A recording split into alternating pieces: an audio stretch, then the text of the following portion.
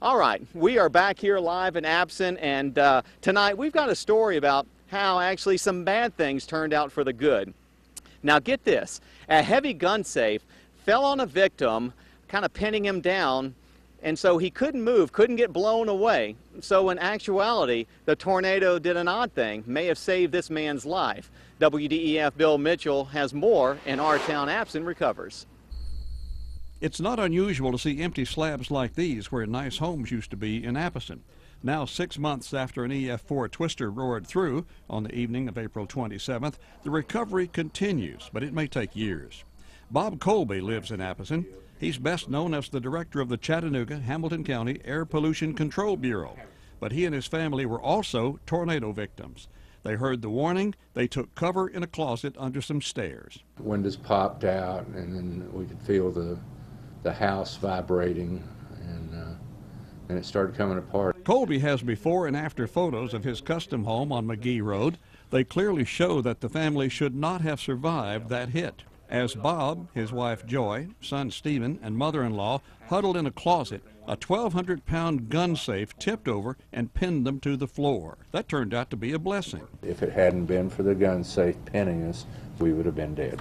No doubt about it. Stephen Colby managed to crawl out as Bob called a neighbor, Dr. Mark Kaplan, on his cell phone. The doctor rushed over to help free the other three. Joy Colby was the most seriously hurt. She was taken to the hospital in the back of a pickup.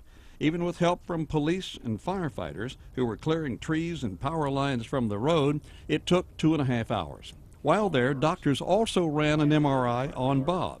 I had no internal injuries from the tornado, but they saw something in my bladder that shouldn't be there, and I should follow up with my physician.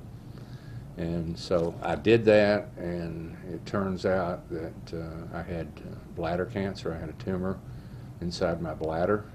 That was removed on September the 2nd. Bob is continuing his treatment. The miracle is that had it not been for the tornado, I might not have known it, might not have had any symptoms until it was too late. The Colbys expect to rebuild their home sometime next year. In Apison, Bill Mitchell, WDEF News 12. Now, Bob Colby said that he had a few other miracles. The family's Doberman, 2 cats, weren't even harmed during the tornado, and his daughter was up at UT Knoxville during the storm. So, you know, Amy and John, we talk about the tragedies. They grab the headlines, but in all, it seemed like there are a lot more miracles sprinkled in amongst the tragedy that really keeps us alive and keeps our hopes alive as well. All right, Patrick, you are exactly right. Thank you very much. So true. Thanks, Patrick.